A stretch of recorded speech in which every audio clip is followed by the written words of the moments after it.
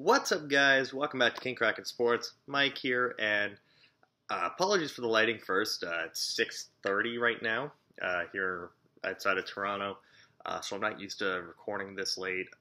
Don't have the best lighting sources around me. It's completely dark outside because of daylight savings and everything, so we're doing what we can, but I haven't done a video in a while, and the last thing I did was a stock up, stock down.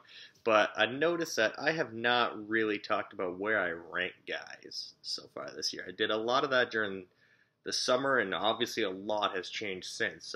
Guys have had disappointing seasons. New names have come out of nowhere. So I kind of want to, over the next little bit, just kind of do, kind of we're like 2/3 of the way through the college season. Bowl season's right around the corner. And you know what? Obviously, videos will pick up for me again once I finish my exams and everything. That's going to be at the end, about mid-December. Probably take about a week before I get back into working full-time for like 2-3 weeks, and then back into school where I've got a lighter schedule in the second semester. Anyways, you clicked on the video. We're going to talk about the quarterback class, because coming into the season, this quarterback class was uber hyped. There were a lot of guys, and we talked about Darnold, we talked about Rosen, we talked about Allen, we talked about Rudolph and Jackson and Luke Falk and all of these guys. And you know what? To their own credit, they've had really high highs and really low lows. And you know what? Maybe we kind of oversold them a bit. But regardless, I still think that there are potential franchise quarterbacks in this class. So let's, without further ado, because I've already wasted about 2 minutes of your time, and I really apologize for that. But anyways, let's get into this. My number one quarterback is still Sam Darnold, but he's holding on to that by a thread. Darnold was a top 2 player coming into the season for me. He was behind Connor Williams. He is still behind Connor Williams, but he is not my number 1 guy or number 2 guy in the class. He right now is, actually, I haven't updated it on my computer. I've updated it on my phone. He is my number 5 player in the class. And I think that's about where I'd be comfortable picking him. I'm not sure if I'd be comfortable picking him number 1 overall. I don't think that, he's worth that type of pick. I think that there are a lot better guys ahead of him. I think that the top 4 guys in this class are in a tier of their own, and then Sam Darnold starts at second tier. He has looked really good at times, but oh man, has he looked bad in some games. He looked really good against Cal. Looked pretty decent against Texas, but I mean, games like Stanford and Notre Dame, he threw like 4 interceptions. Like, when he's been bad this year. But at the same time, he's only a redshirt sophomore, so that's a 19 or 20-year-old. I think it's a little too early for us to shit on him because he's still got so much to go. And, I mean, with the NFL really being all about quarterback and coach fits, I don't think Darnold fits with the coach in the offensive coordinator he's got. T. Martin is not a good offensive coordinator at USC, and Clay Helton's just not a good coach. So they're not getting the best out of him. Number 2 is Josh Rosen out of UCLA. Now, if you want to talk about coach that's just wasting a good talent, let's talk about Jim Mora and how he has constantly fucked over Josh Rosen by surrounding him with nothing. UCLA should not be as strapped for fucking resources as, and recruits at skill positions as they are. However, poor Josh Rosen is over here having to basically make chicken salad out of chicken shit every single fucking week. And, I mean, yeah, again, we all saw the comeback win against Texas A&M at the beginning of the year. But Rosen put the team in that position where they had to come back because Rosen played so terribly in the first half. And this is much like Sam Darnold. There have been games where he's been like lights out. We think that he might be the number 1 guy, at the position. And then there's been classes, there's been games where we've got, really? This is the guy? I mean, he's got comparable size to guys like Jared Goff, who's playing out of his mind. I don't know. I might have called that.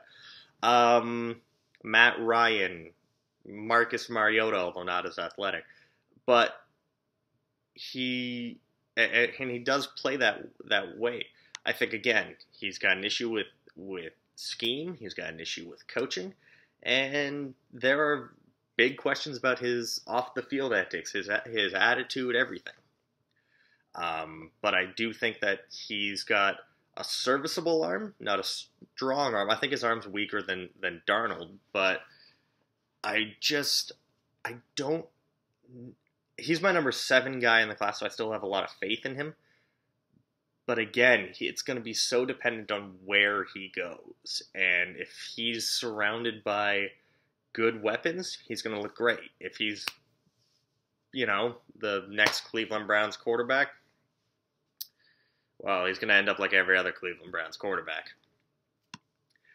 Next up is Mason Rudolph out of Oklahoma State. Now, I know a lot of people either love Mason Rudolph or hate Mason Rudolph. I am leaning towards really liking Mason Rudolph. I think he's good. Big body, 6'5", 230. Not really athletic, but knows how to move around in the pocket. Goes through some progressions as much as you can in a Big 12 offense, a Big 12 era where there's no defense. Doesn't actually have the strongest arm. I kind of thought going into the season that he was going to be a bit like a Patrick Mahomes, where he's just got a cannon attached to him, but he actually really doesn't. In fact, a lot of the time, especially airing out a deep ball to James Washington, he can't actually throw Washington open. Washington a lot of times has to stop, which is actually what helps him lose that corner in the first place. So he's got some issues as far as ball placement, but that can easily be worked on in the right system. I do think that he's got a lot of talent. I think that there are scouts that question him, and I don't really understand why. I don't really get what the hate on Mason Rudolph is. I just don't think that he has a high enough ceiling to justify putting him above a Josh Rosen or a Sam Darnold at this point.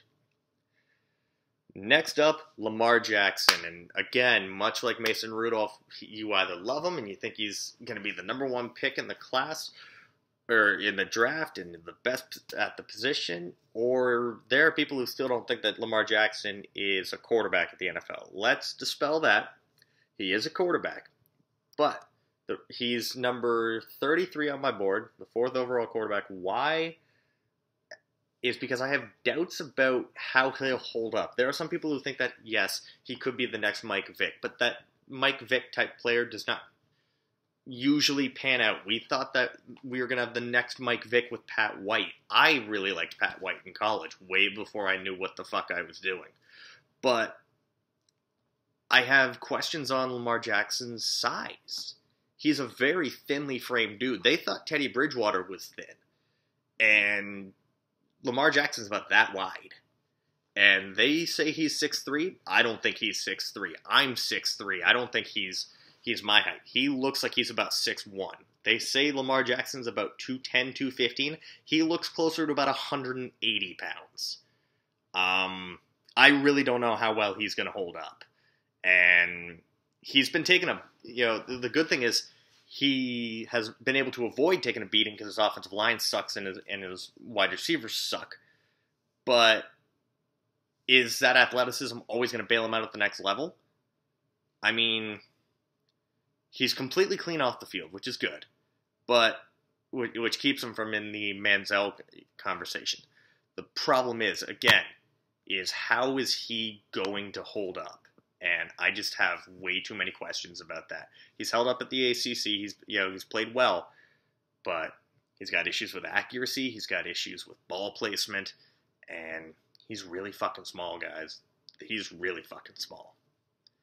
And the last guy we're going to talk about, oh boy, Josh Allen out of Wyoming.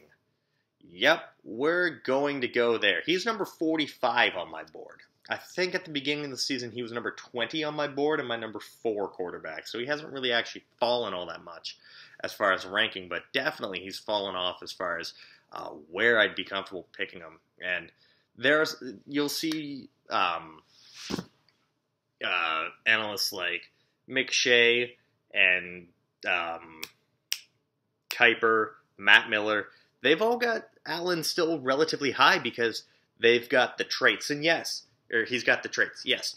Josh Allen does have the traits. He's 6'5", he's 230, he's athletic, he's got one of the strongest arms you'll ever see. However, it doesn't matter how strong your arm is.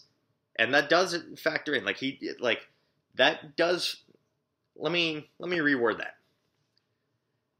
He has the traits, which is what is keeping him in the top 50 for me.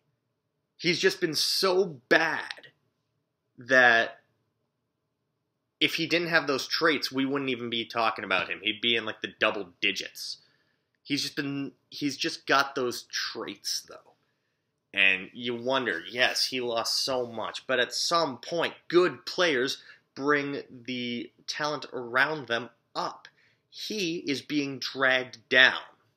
There's a thing that Daniel Jeremiah and Bucky Brooks talk about all the time on their podcast. Are you a truck or are you a trailer?